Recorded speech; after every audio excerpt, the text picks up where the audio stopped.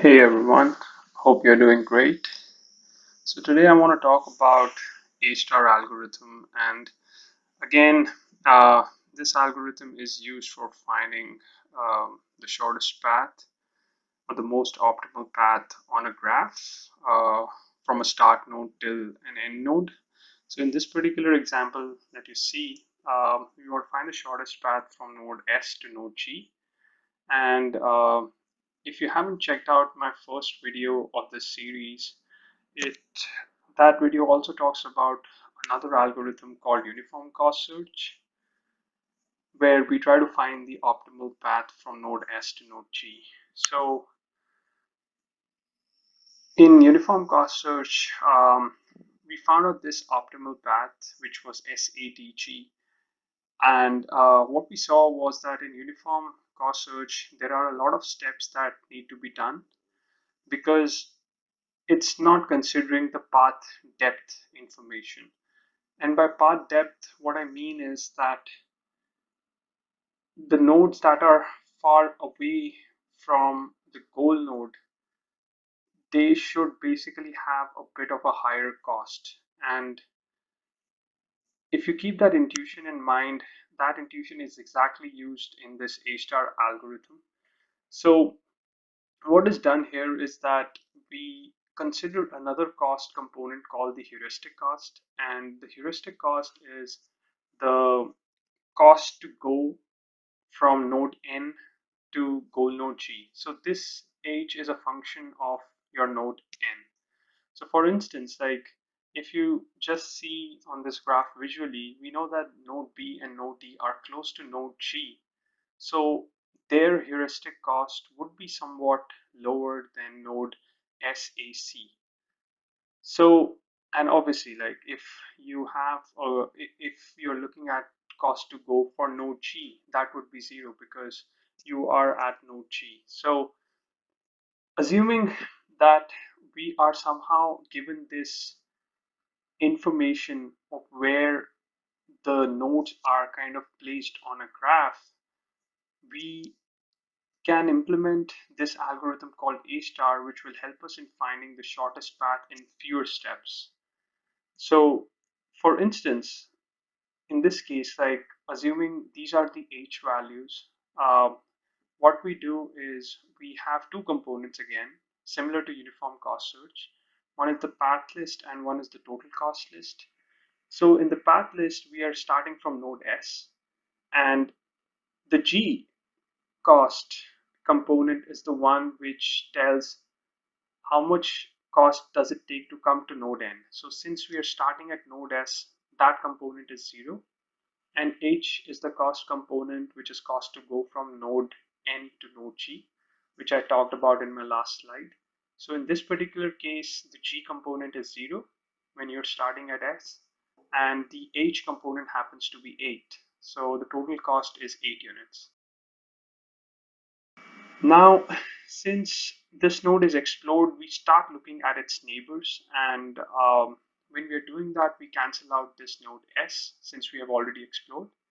So node for arriving at node A, the cost that it takes is 2 units. So that is the G part. Going from node A to node G, the cost that it takes is about 6 units. So the total cost is 8. And similarly for the path SB, the cost to come from node S to node B is 5 units, and to go from B to G is another 5 units. So the total cost comes out to be 10. Now we select the path which has the least cost, and then we start to see its neighbors, and we do the same process exactly again.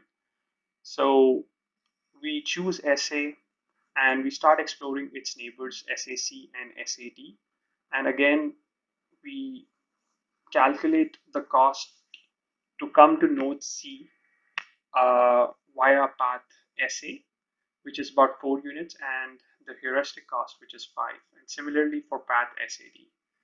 Again, we choose the component which has the least cost, and in this case it's SAD, and we explore its neighbors.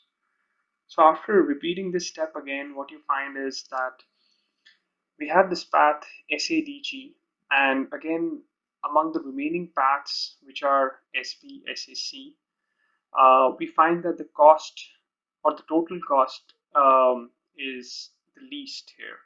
So this is the path that's going to be picked up and removed. And since we have reached goal node G, we terminate our algorithm and we have reached uh, the goal node via the shortest path. So I wanted to draw a comparison between Dijkstra or the uniform cost search algorithm with A star. And what you can see is that suppose if you have this path depth information and somehow you know these heuristic cost values, then you will be able to do or find the shortest path in fewer steps as compared to Dijkstra algorithm. And another parallel that I want to draw is that suppose say if the H cost component was zero everywhere, then the A star algorithm happens to be exactly same as Dijkstra algorithm. So with that similarity, I want to also point out the fact that the H value has to satisfy certain criteria which are called which is called admissibility. So in mathematics or there is this terminology that the heuristic function has to be admissible, and I'm just going to talk about it in a couple of slides from now on. But before doing that, I want to summarize this entire algorithm in a nutshell. So the key idea is that we had that path list, or here it's named as Q, and we appended the start node inside it. And while this path list wasn't empty, we picked up and removed the path P, which had the lowest total cost. And if remove path P's head node happened to be the goal node, then we returned that path. If this wasn't true, then we started to explore the neighbors and we kind of continued with the algorithm. So for line number 4, if you remember in this particular slide, we can see that the path P that we pick and remove is SADG, and the head of this happens to be goal node G. So this is the path which kind of satisfies this line 4 criteria, and we are done with the solution. So this algorithm is exactly the same like we talked before in the example, so you can look it up. And I just want to draw a few remarks on the A star algorithm. So A star is great, like if you know that the heuristic function or the heuristic values for each node n are admissible.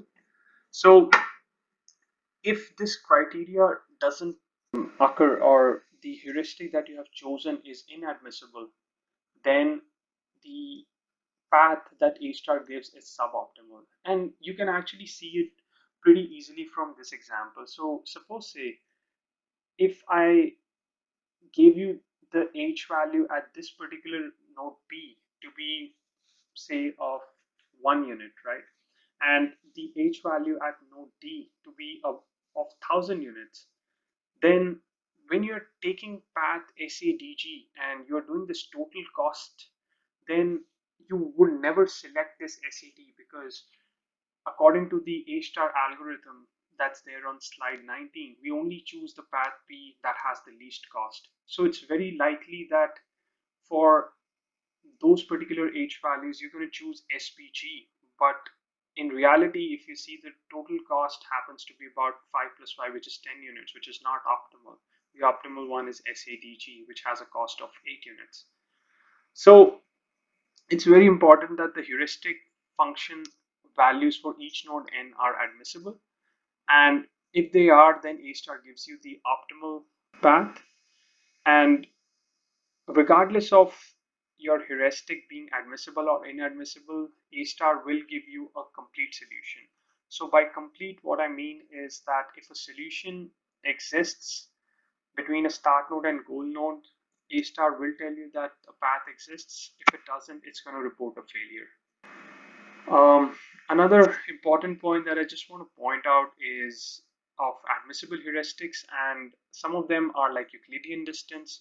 So if like you consider this graph and the nodes on it as cities. So for instance, like you want to go from city S to city G, and you have a GPS or a global positioning system, and that system gives you the exact coordinate locations of each of these nodes. Then you can calculate this heuristic function or the cost to go from function from node N to node goal G using this Euclidean distance formula, because you already know the position coordinates of that node N and the node G. With that, I just want to wrap up this video, but I will talk about how these inadmissible heuristics can cause a problem in my next video, and we're going to take a look at the same example as this one but with switched h values, and we're going to see that the path pointed out by this particular A star algorithm won't be optimal. So a key criteria that I want all of you to remember is that the heuristic has to be admissible. Thank you for watching, and if you have any comments, suggestions, or questions, just feel free to leave in the comment section below. Thank you.